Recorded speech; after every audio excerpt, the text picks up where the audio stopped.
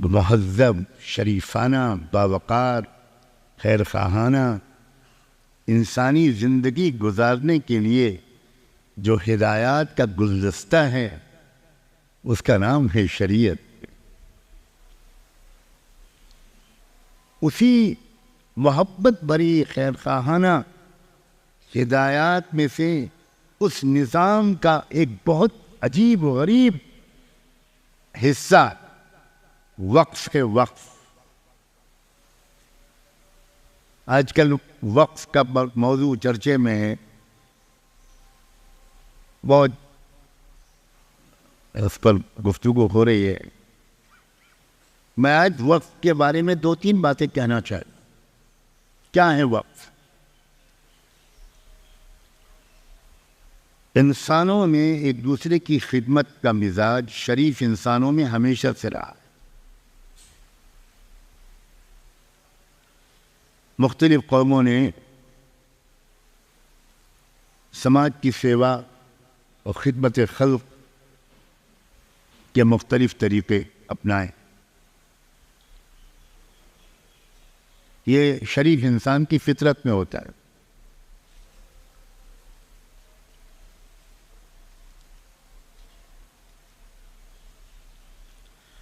اور اس کے لیے عام طور پر جو طریقہ رہا ہے وہ یہ کہ آپ کے پاس جو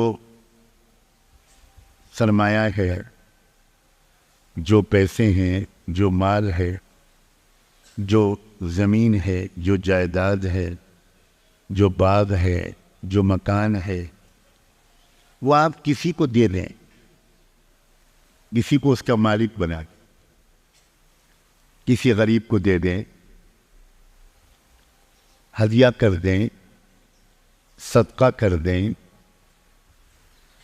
اپنا باغ آپ کسی بیوہ کو ہبہ کر دیں، اپنا کھیت، اپنی زمین، اپنی جائیداد، اپنے زیورات یا آپ کی اپنی آمدنی، اس میں سے کچھ حصہ وہ آپ کسی کو دے دیں کہ بھائی یہ آپ کے کام آئے۔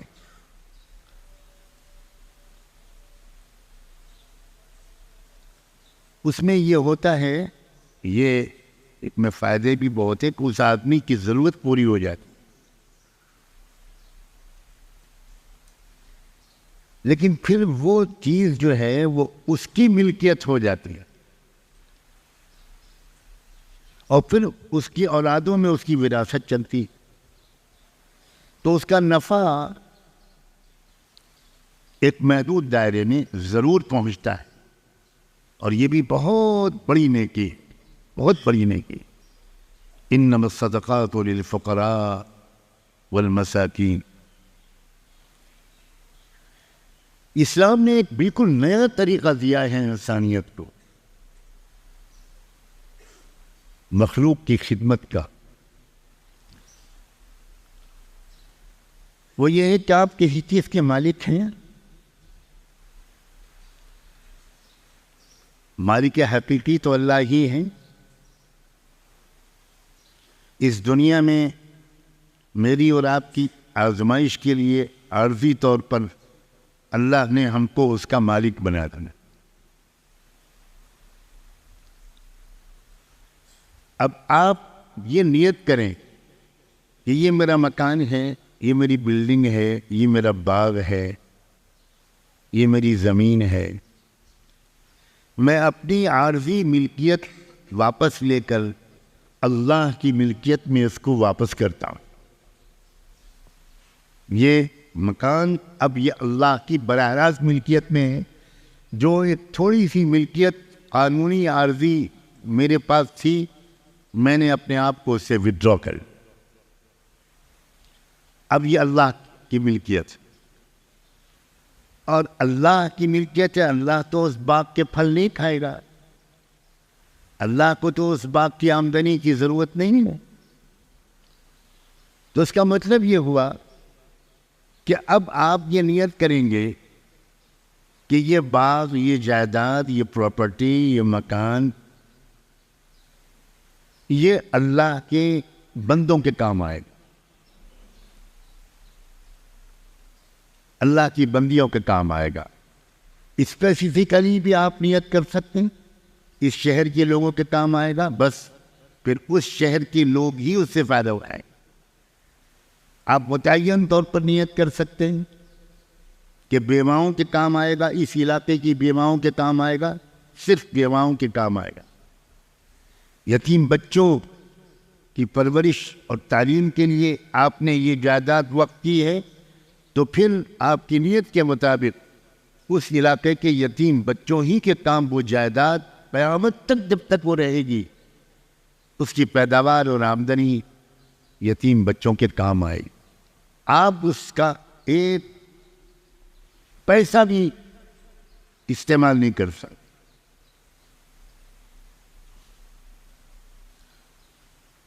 آپ نے ایک کنواں کھدوایا اور کنواں کھدوا کر آپ نے اس گاؤں کے لوگوں کے لیے وقف کیا۔ اب گاؤں کے لوگوں کی اجازت سے کوئی باہر کا آدمی آ کر پانی لے لے وہ الگ بات۔ یہ پچھلے قوموں کے اندر یہ باب نہیں تھا، یہ بڑا اضافہ ہے۔ انسانیت کی ترقی میں بہت بڑا حصہ ہے نظام وقف کا، بہت بڑا حصہ۔ اس وقت تو تفصیلی گفتگو کا موقع نہیں ہے۔ پوری تاریخ بتاتی ہے کہ ہزاروں اسپتال بنے اوقاف کے ذریعے، ہزاروں مدرسے اور ادارے، تربیت گاہیں اور دارالاقامی اور ہاسٹل یہ تعمیر ہوئے اوقاف کے ذریعے، مسجدیں بنی اوقاف کی زمینوں پر، ہمارے قبرستان بنے اوقاف کی زمینوں پر، لوگوں نے اپنی زمین وقف کی کہ اس زمین میں قبرستان بنایا جائے۔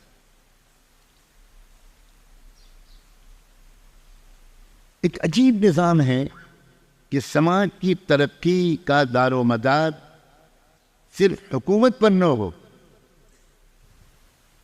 سماج کے شہری اپنی ترقی میں خود حصہ لیں، ان کا کنٹریبیوشن ہو۔ بہت خوبصورت اضافہ ہے۔ اور جب تک مسلمانوں نے یہ رواج باقی رکھا کہ فیاضی اور سخاوت کے ساتھ اللہ کے دیے ہوئے مال کو مختلف شکلوں میں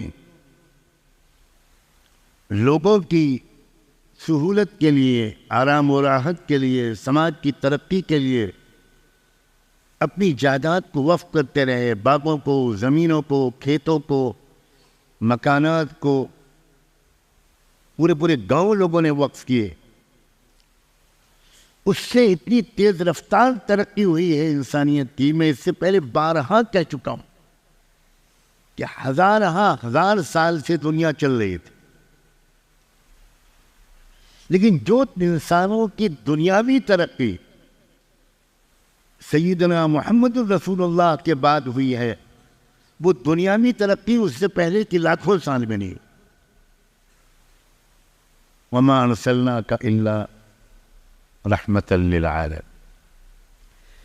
اخلاقی اور دینی ترقی تو سب جانتے ہی ہیں، مانتے ہو یا نہ مانتے ہو۔ پوری تہذیبوں کی اور قوانین کی تاریخ میں وقت کا تصور کبھی نہیں تھا۔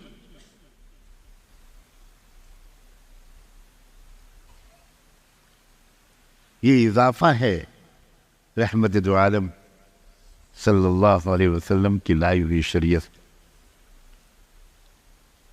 انسانوں کی خدمت کے لیے اتنا وقف کیا گیا اسلامی تاریخ میں، پہلی صدی، دوسری، تیسری، چوتھی، پانچویں، چھٹی، ساتویں، آٹھویں، اتنا وقف کیا گیا کہ ایک دور آیا کہ حکومت وقت کو اعلان کرنا پڑا، قانون بنانا پڑا کہ کوئی مرد یا عورت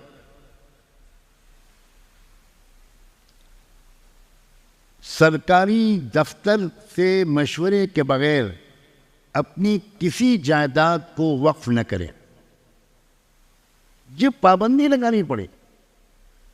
آج تو یقین ہی نہیں آئے گا. آج تو مسلمان ہی وقف شدہ جائیدادوں کو لوٹ رہے ہیں, ان کو بیچ رہے ہیں, ان پر قبضے کر رہے ہیں, قبرستانوں کی زمین میں ٹاور بنا رہے ہیں.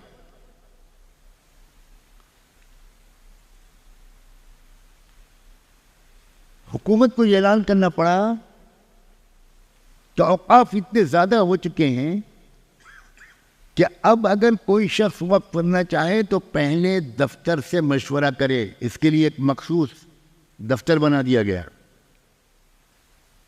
کہ ہم وقف کرنا چاہتے ہیں, کس مصرف کے لیے وقف کریں تاکہ ریپیٹیشن نہ ہو. ایک ہی مقصد کے لیے لاکھوں جائیدادیں وقف ہو جائیں اور دوسرا کوئی مقصد ایسا پڑا رہے جس کے لیے کوئی چیز وقف نہ ہوئی ہو. یہ مقام اس امت مسلمہ نے انسانیت کی خیرخواہی تک پہنچی یہ امت اور پہنچایا. چنانچہ دمشق کی تاریخ میں نے خود پڑھا ہے, تاریخ اوقاف دمشق میں, کہ دمشق کی ایک خاتون نے وقف کرنا چاہا اپنے باغات کو کہ میں اللہ کی رضا اور مغفرت کی نیت سے اپنے باغات کو وقف کرنا چاہتی ہوں, تو میں کس مقصد کے لیے وقف کروں. تو ایک علماء کی ماہرین کی ایک کمیٹی بنا دی گئی تھی جس کے جو سربراہ تھے وہ ایک بہت بڑے عالم حدیث محدث مزی رحمۃ اللہ علیہ. تو درخواست داخل ہوئی ان کے دفتر میں.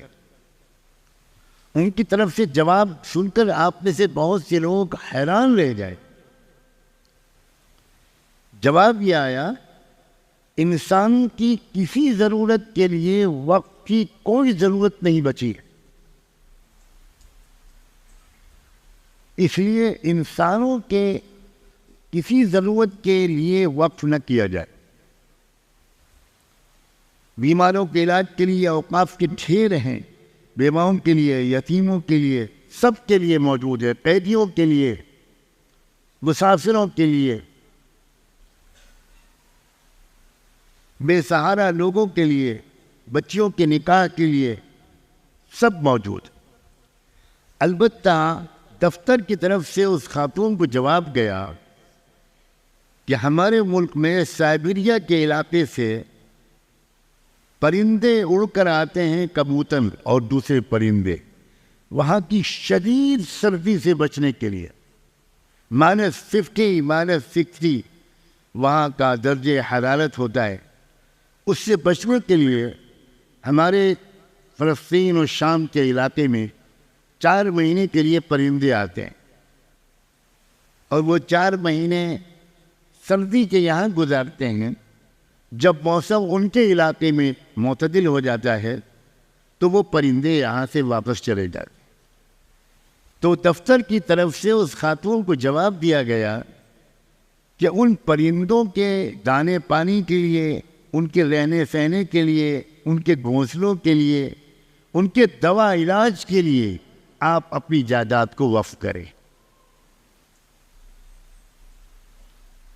یہ ہے اسلام.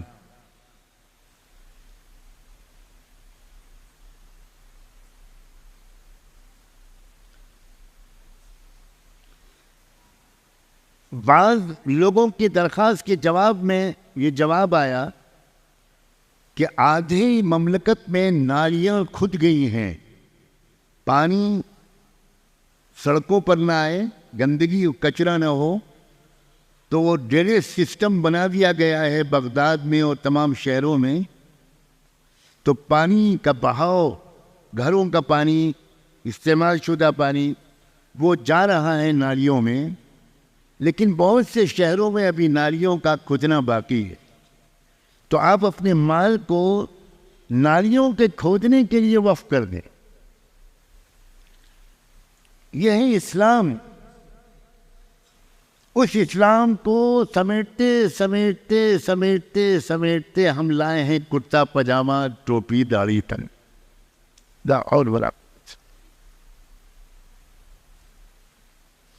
اس اسلام کو فتووں کا مجموعہ ہم نے بنایا، دھمکیوں کی آواز اسلام کو بنا دیا ہے۔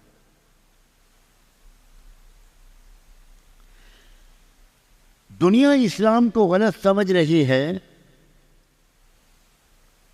محمد قطب رحمۃ اللہ علیہ کی ایک کتاب ہے شبہات حول الاسلام، اس کا انگریزی میں ترجمہ اس نام سے ہوا ہے کہ اسلام the most misunderstood religion۔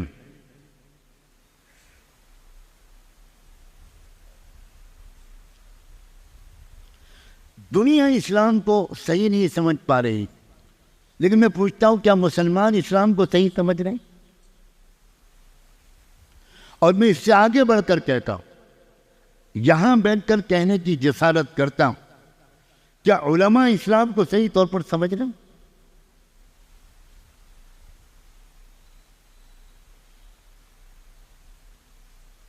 کیا ایک پڑھے لکھے آدمی کو ہمارے جیسے آج کے مولوی کی تقریر سن کر یہ لگتا ہے کہ موجودہ دنیا کی مہنگائی کا علاج اسلام ہے، ذخیرہ اندوزی کا علاج اسلام ہے، بے روزگاری کا علاج اسلام ہے، آپس میں نفرت اور بے اعتمادی کا علاج اسلام ہے، ملکوں کے اندر پرامن بقائے باہمی پیسفل کو ایگزسٹنس کا ماحول بنانے کا واحد راستہ اسلام ہے؟ یہ مطلب نہیں کہ سب اسلام لے آئیں، بالکل نہیں، یہ تو کبھی نہیں ہوا، حضور کے زمانے میں نہیں، صحابہ کے زمانے میں نہیں۔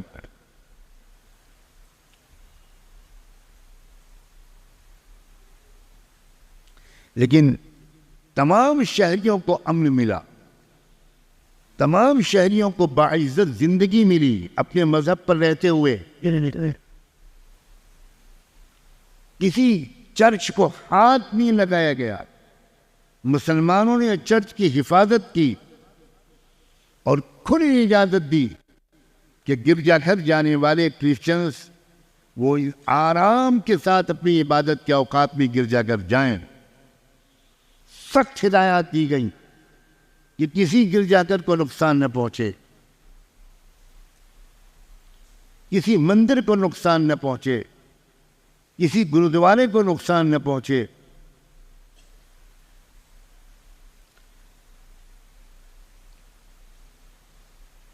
دنیا اسلام کو صحیح نہیں سمجھ پا رہے ہیں،